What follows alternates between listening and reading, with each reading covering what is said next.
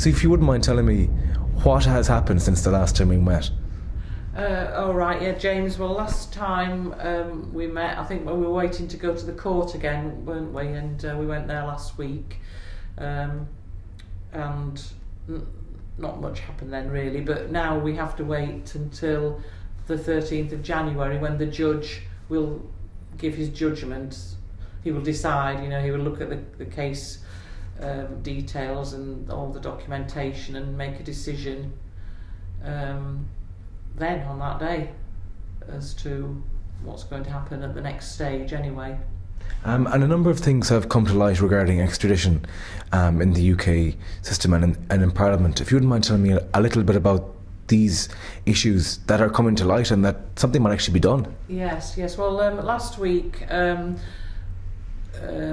group of MPs and a lot of supporters who'd been campaigning about the extradition law were fortunate that there was a debate in the Westminster Hall of Parliament with a lot of MPs in attendance, all speaking up about their constituents who were being affected by extradition and all supporting the need for the law to be changed. So that was a very good debate.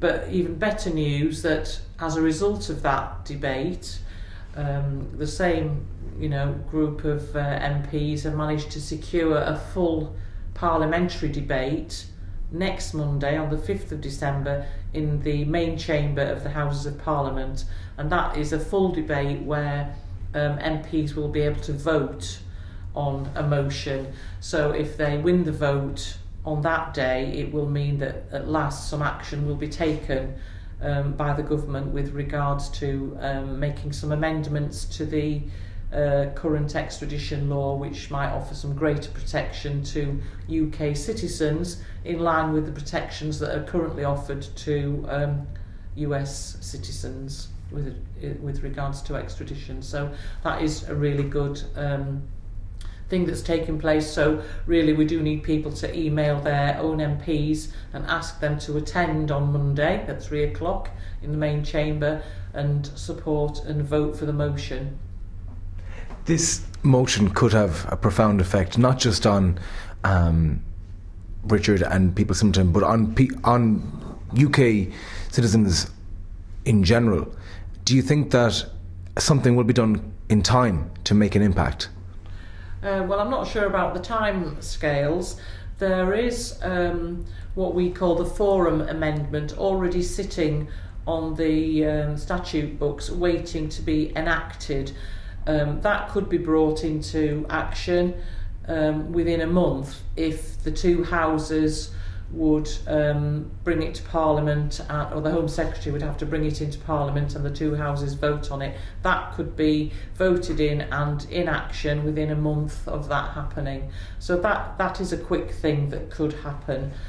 With regards to more amendments on the law, I don't know about the timescales, but there is the momentum now going there for the law to be changed, and we have, as I say, we have some dedicated MPs and politicians who are fighting for this and have been fighting for it for quite a long time. So hopefully we may see some good results. This is the best chance we've got. And you mentioned that within a month it's possible something could be done. What knock-on effect could this have for Richard? Well, one of the things, as I said to you, about the forum amendment, and that forum amendment is, if I can just sort of explain it simply to you, it means that where an alleged crime or offence has been committed in this country, or the bulk of it in this country, then the judges will be able to consider whether it is... they will be able to consider that that person can be tried in the UK rather than being extradited to America to stand trial. This is just with regards to the America Treaty. So that would be essentially the probably 4 or 5 people who are currently under threat of being extradited to America have all allegedly committed offences on UK soil. So that is of significant importance to those 4 or 5 individuals, including Richard, who are under threat because their activities took place in the UK, not in America. If you wouldn't mind giving an example of someone else who has experienced something like this in the past, and who also it could affect. There's another young man who spent 7 years, I believe. Yes, there's. I know all of the ones who are currently fighting extradition. One of them is Baba Ahmed. He's a young British Muslim, never been to America. He's accused of some kind of terrorist type offences, all associated with the UK. There is obviously Gary McKinnon, who's a famous case, and he's been fighting extradition to America, where they say he's hacked into the Pentagon or something, places like that. He has admitted doing that, but all his activities were conducted from his bedroom on his dial-up computer 10 years ago somewhere in London, never been to America.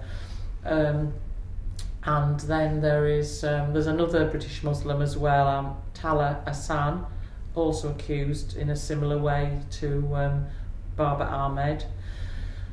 And there's Richard, and then there's a British retired businessman, Christopher Tappin, also accused of some kind of offences, also committed, if they have been committed, on UK soil. None of these individuals have set foot in America to conduct crime. So, they're not trying to evade justice. What they're saying is, if you've got any charges against us, charge us and prosecute us in this country, where we were at all times. That doesn't seem too unreasonable.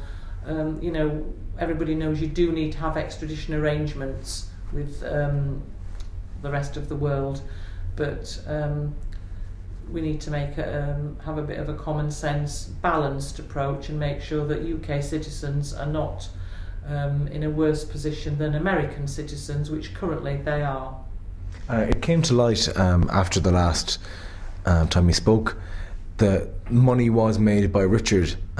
Those figures turn out of £140,000. Would you like to say anything about this? Because it was displayed by the media in a kind of a negative fashion, even though when you compare the figures to other amounts of money, it isn't that significant. As I understand it, Richard's website generated money from advertising. That's not a crime. All websites have advertising on them, so that's how that was made. Do you think, moving forward now over Christmas, how are you yourself feeling? Are you okay? It's never far from the forefront of my thoughts, and certainly, like for example today, I've been on the internet all day so far because I've had a break to come and see you now, but because we've had word of the debate going on Monday, so we're trying to get as many people as possible to email their own MPs to ask them to attend the debate, to support the motion and to vote on it on Monday. It's very important because we may not get an opportunity like this again to sort out this extradition mess that the present government has inherited. Do you feel, with Julian Assange being such a high-profile figure in the internet in London, generating a lot of controversy and a lot of attention, do you feel the media now is being forced in many respects to focus on internet and internet law? I'm not too sure about the media focusing on the internet law, but there are changes afoot. Certainly in America, they're trying to introduce new laws in the face of quite a lot of opposition, I might say, according to the media, with regards to the internet, policing the internet. Julian Assange is the subject of a different extradition problem, and that's the European arrest warrant, which varies quite a lot from the UK to US extradition treaty. And obviously there's different issues there, but there are issues about whether there might be an onward attempt to extradite him to America for, journalistic reporting. If you don't mind me asking, come January 13th, if that's the date I believe, is it, for the next hearing? Yeah. Do worst case scenario, how are you prepared yourself for what could be quite a negative outcome, but hopefully won't be? Well, that won't be the end of the matter anyway, because you do have a right to appeal. We've left that in the hands of the judge.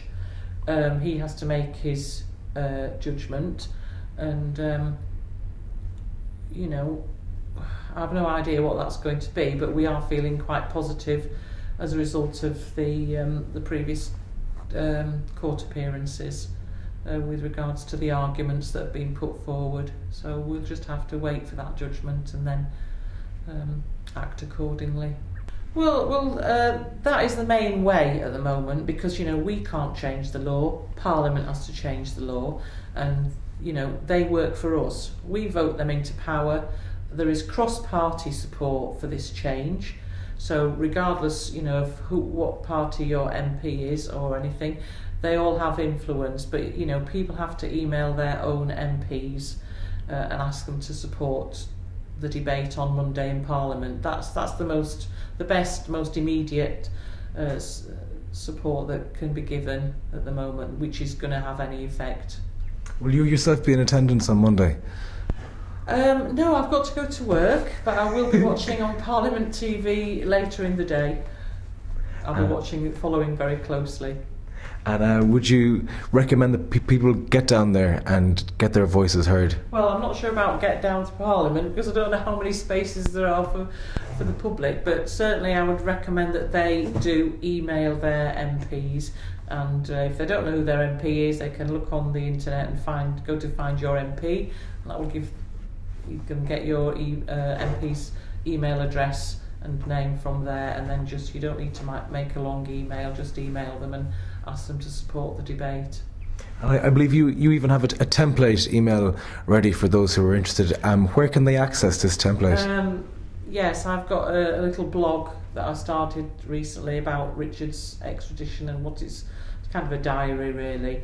I'm not sure if I can give you, it's Julia's blogspot.com, I think it's called. If you search for me on the internet anyway, you'll come up with the blog eventually. But on there it does tell you there is a bit of a template email which can be used or modified.